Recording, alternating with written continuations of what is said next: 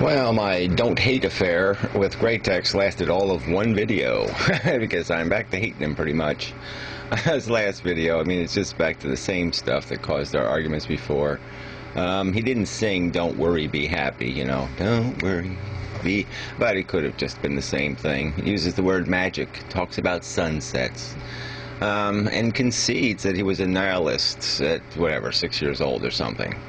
And that's the whole problem here. It's not about you, Greatex. It's not about you finding or worming your little way through life.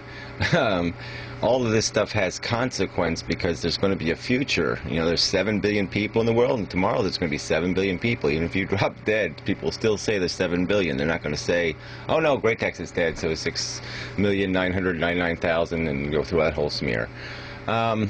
Really, the world doesn't revolve around a singular consciousness. The idea is to look at the composites, to look at what this life thing is. The whole reason to argue about Santa Claus and religion is because those memes they have implications on how societies are structured and what rights people have and how they interact with each other and how overpopulated the planet becomes. And all those issues are decided by those memes, and so they need to be argued. There needs to be people to say, yes, this is important shit. You've got to be able to see the world the right way so we can do something to fix it, but we can't fix it till people get it, and they're not going to get it as long as they think there's a little sky daddy, as they say up there, that's going to take care of business in the end and make every, clean sweep up the place and put new paint on the walls and take care of everything. No, life needs to be maintained. The society needs to be maintained. Somebody's got to do the work. Somebody's got to go out and, fix things. And you're not going to fix anything if you're doing the "don't worry, be happy" thing. That's not going to get the job done. You got to be worried and unhappy and miserable and agitated and aggravated and frustrated, or nothing's going to change. And so as long as people just take this easy, I'm personally not going to let it bug me. Well, then the composite picture of humanity is still going to be an ugly creature, and the composite definition of a living creature is going to be a horrific abomination to any rational perception of a good thing. So let's do that composite thing. Let's figure what is the average life. Okay, what is it? I guess it doesn't live to be 70 or 80 years old like it does here in this country, maybe. And it probably works a lot, and it doesn't do any of that golden years thing. I mean, life has a lot of bad stuff in it, and somebody's going to be living through that bad stuff. I mean, it's not a bunch of nobodies. I mean, there's 5,000 people will die in a coal mine in China, this year. Those aren't nobodies. They're not just Chinamen, There's something to worry about. They're human beings, just as important as you are or I am, just as vital, just as alive, and they're going to be snuffed out, and they're going to be snuffed out hard, unpleasantly. There's going to be a whole bunch of people going to get cancer. Right now, there's people going through all kinds of horrible therapies and horrible miseries, and things that you would probably say no thank you if you had to sign up in advance for, and say, yeah, I'll accept that as the price of living again, going back into the addiction chasing game.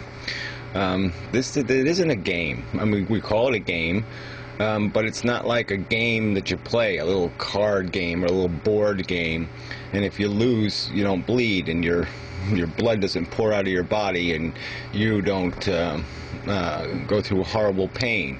No, you just lose the stupid little game. But this game is real. I mean, this is chess with real people. Real people are the pawns, and real people are the players. And when they get wiped out, real suffering is endured. And so that's what the focus has got to be. We can't be focusing on the fact that, well, I enjoy sunsets, or licking puppy dogs in the nose, or whatever little personal peculiarity that gets us off. The little stupid, silly pleasures that we get, they're just that. They're stupid and silly. I mean, if we're going to have any meaning on this planet, then we got to do a little better than just saying, well, I got enough of my stupid, silly pleasure, and that's all that matters to me. That's just You know, that's just not, fucktarded is too polite a word for how insulting to intelligence that is. Screw that shit. What we got to do is look at it for what it is. The crap we're chasing is just that crap. It's still we still are chasing as a society, you know, pearly gates and golden roads and, you know, smiling babies and whatever the the little stupid silly description of something that, you know, gets us off, so to speak. You know, but it's got to be about more than you know, the individuals who are comfortable enough just sitting back saying I'm comfortable enough, because that's not how life works. Tomorrow your seat is going to be filled by somebody who might not be comfortable enough. He might be one of those coal miners who's going to get killed today. You know, that's the reality. And if you don't have enough sense to say I have to do something to protect consciousness from having to do that, if we don't have enough sense to say let's find the broken bits and fix them, because, you know, and instead we're too busy looking at sunsets and not worrying about what memes are controlling the mind of human beings and saying, oh, arguing's just a little too much trouble. Damn. You know, you're just sentencing. I mean, I resent you because you're basically sentencing me. Okay, a consciousness that understands the jeopardy you're putting them in, and you're just sentencing me to do this all over again, to sit there and play your game, because I can't control the game you keep playing, you know, or the game you allow other people to keep playing. I mean, people keep putting people on the ride, and the people they're putting on the ride isn't them.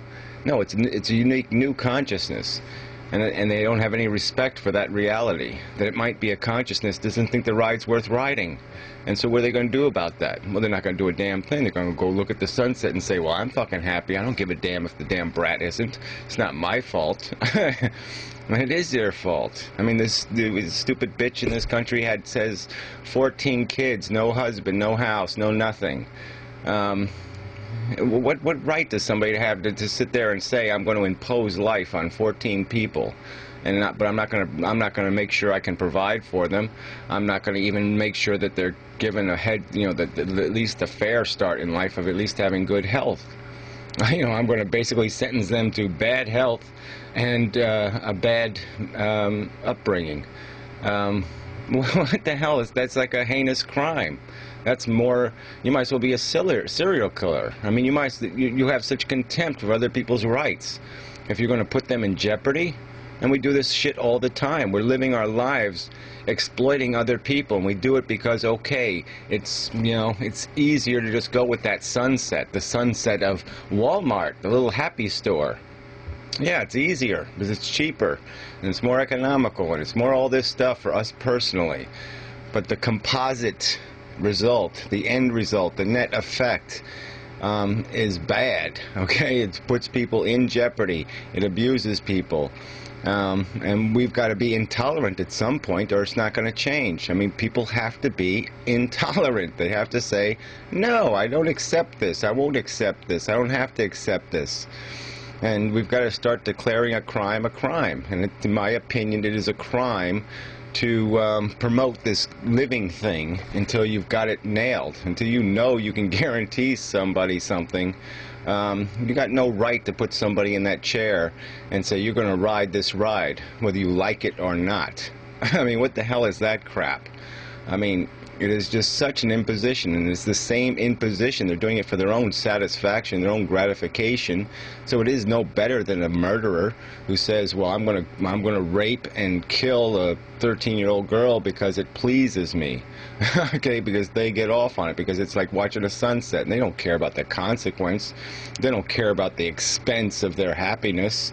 Oh, I mean, they don't care what it cost the individual they killed and the torture they might have imposed on them, plus the implication torture that the family's going to go through, and the lost destiny and all of the rest of that crap. None of that enters the equation. And all these goddamn life supporters, all these people whistling, you know, don't worry, be happy, why they allow the world to eat itself, chase its own tail, make a bloody, ugly mess. they're just as guilty. It's the same damn crime. I mean, to allow one is to allow the other. I mean, what's the difference? I mean, you're subjecting things to a harm and a vulnerability that you have no business doing. So I say, yeah, until we can perfect this living thing, until we can make it damn good for everyone, until the composite picture looks something other than a cockroach, the life of a cockroach, until we can change that composite, we have no business supporting this game. We have every responsibility to start repairing this thing, this ride, this game, and making it safe, fail-safe. You know, no cars flying off the tracks, no more nonsense. So anyway, fuck you. There. The end.